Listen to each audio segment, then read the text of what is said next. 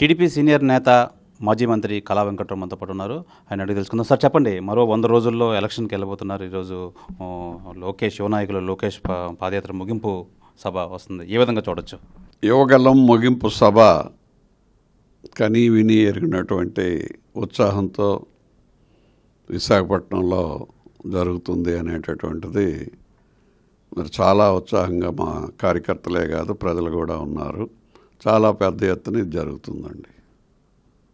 అలాగే యువగలంలో లోకేష్ మరి ఆయన ఒక ఉదయించే సూర్యుడిలాగా రేపు రాబోయే రోజుల్లో మరి కాబోయే నాయకుడి కింద ఆయన ముందుకి వెళ్ళగలరు అనేటటువంటిది ఈ పాదయాత్రలో హరిజన గిరిజన బలహీన బడుగు వర్గాలతో, మహిళలతో, రైతులతో, వివిధ వర్గాల ప్రజలతో కూడా మమేకమై వారిలో ఉండేటటువంటి సమస్యలన్నిటిని కూడా తెలుసుకొని వారితో మమేకమై రేపు రాబోయే రోజుల్లో ప్రభుత్వం వచ్చిన తర్వాత ఈ వర్గాలన్నిటికి కూడా ప్రభుత్వం నుంచి ఏ విధంగా సహాయాన్ని సహకారాన్ని అందిస్తూ ఒక పక్క సంక్షేమాన్ని ఈ బడుగు వర్గాలన్నిటికీ ఇస్తూ అదేవిధంగా యువతకి ఉద్యోగ అవకాశాలు ఏ విధంగా కల్పించాలి అనేటటువంటిది రాష్ట్ర అభివృద్ధి సంక్షేమమే ధ్యేయంగా ప్రజలతో మమేకమై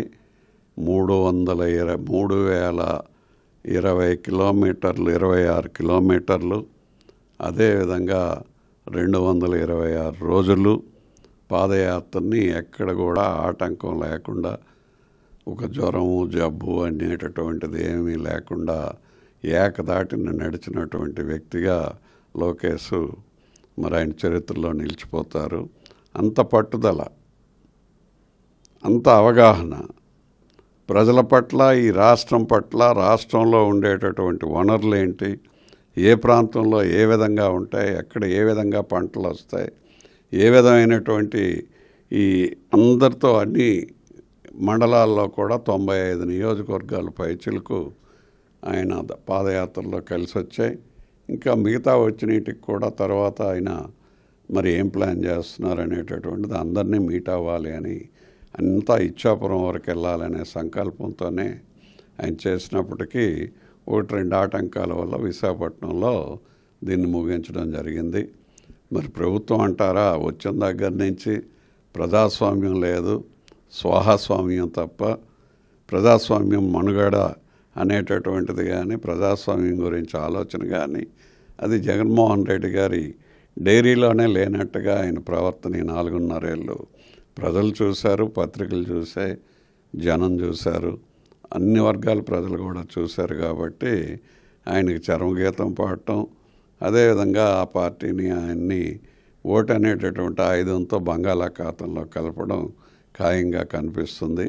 ఏది ఏమైనప్పటికీ యువగలంలో లోకేష్ తీసుకునేటటువంటి నిర్ణయం ఏదైతే ఉందో ప్రజల్లో ఇది పార్టీకి అదేవిధంగా ప్రజలకు కూడా ప్రజాస్వామ్యం మీద ఒక నమ్మకం పెరిగే విధంగా ప్రజాస్వామ్యంలో ఈ విధంగా ఈయన పాదయాత్ర చేసి ఇంతమందితో మమేకమై రేపు రాబోయే రోజుల్లో ప్రభుత్వంలో ఈ విధమైనటువంటి చర్యలు తీసుకుంటాం, మంచి ప్రభుత్వాన్ని మంచి పరిపాలనని ఇస్తాం అని చెప్పి ఆయన చేసినటువంటి ఈ పాదయాత్రకి మంచి రెస్పాన్స్ వచ్చింది.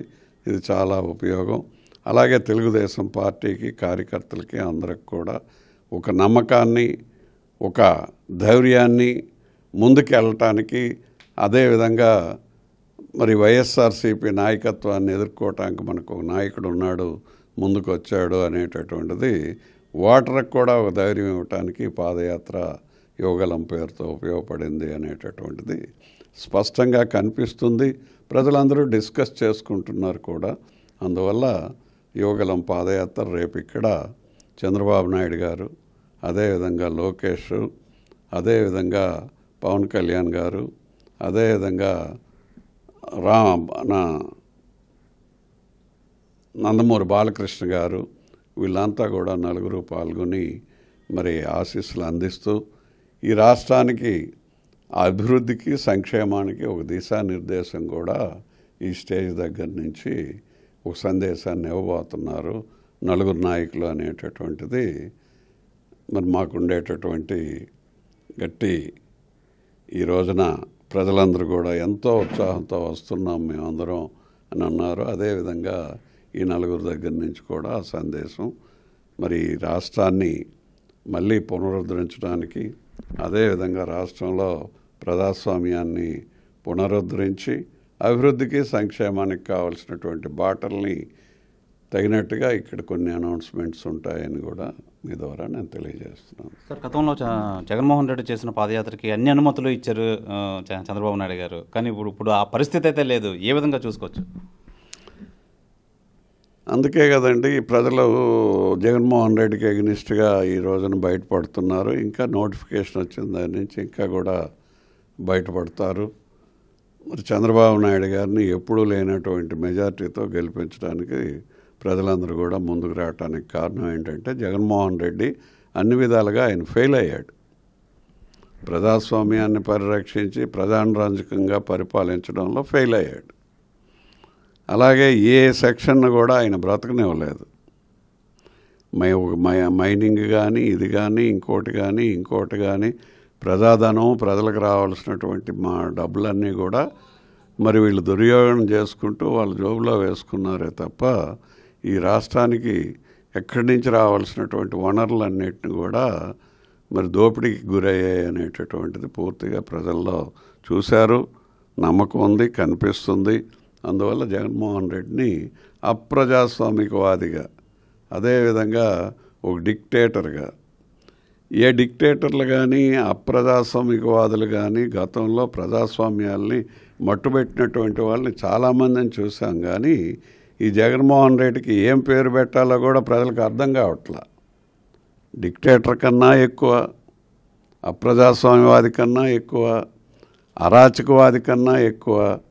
మరి ఇది ఏదైనా కౌలు నలుగురు కూర్చొని ఒక సమ్మేళనం పెట్టుకుని దీనికి ఏదైనా కొత్త పేరు చూడాల్సిందే తప్ప మరి ఆయన అరాచకాలు కానీ, ఆయన దోపిడీ కానీ, ఆయన అప్రజాస్వామికంగా చేస్తుండేటటువంటి కార్యక్రమాలు కానీ, మరి ప్రజలను అణిచివేసేటటువంటి పరిస్థితి కానీ ఏది మనం చూసుకున్నా అన్నిటిలో కూడా గతంలో చరిత్రలో ఉండేటటువంటి వాళ్ళందరికన్నా కూడా ఈయన చేసేటటువంటి అప్రజాస్వామిక కార్యక్రమాలు, అంతులేని కార్యక్రమాలు జరిగేవన్నవి మనకు స్పష్టంగా కనిపిస్తుంది. ఈ అప్రజాస్వామ్యం ఎన్ని చేసినా ఆ పథకాలే మమ్మల్ని గెలిపిస్తాయని చెప్పాలి, చాలా ధీమాగా ఉన్నారు. ఏమంటారు, మీరేమంటారు? పథకము ధీమా అనేటటువంటిది వాళ్ళ జోబులో ఇచ్చేది కాదు. మనం ఇచ్చేది 10 పైసలు, తీసుకునేది 100 రూపాయలు అనేటటువంటిది ప్రజలు కూడా తెలివైన వాళ్ళు మనుషులే కదా, వాళ్ళకి తెలుసు. ఈ చేత్తో 10 రూపాయలు ఇస్తే ఆ చేత్తో 100 రూపాయలు. నువ్వు పెట్రోలు డీజిల్ ధర ఇసుక 1100 దొరికేది, ఇప్పుడు 6000 మినిమం అయిపోయింది.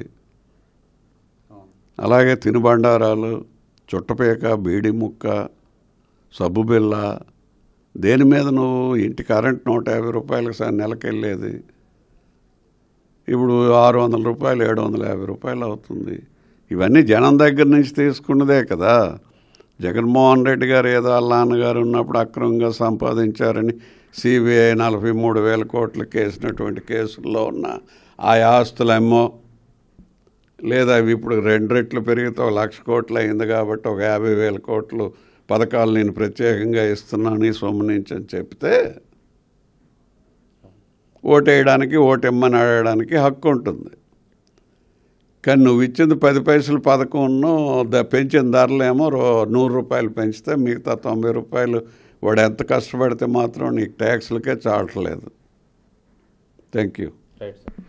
ఇది జగన్మోహన్ రెడ్డి ఎన్ని పథకాలు పెట్టినా అవన్నీ ఫెయిల్యూర్ అవ్వడంతో ఎట్టి పరిస్థితుల్లో జగన్మోహన్ రెడ్డి వచ్చే పరిస్థితి అయితే లేదు. రానున్నది చంద్రన్న రాజ్యం, కంపల్సరిగా అందరికీ ప్రజలందరికీ మేలు జరుగుతుందని చెప్పి పార్టీ టీడీపీ సీనియర్ నేత మాజీ మంత్రి కళా వెంకటరావు అయితే తెలియజేస్తున్నారు. కెమెరామెన్ అజయ్తో శివరామకృష్ణ, RTV, విశాఖపట్నం నుంచి.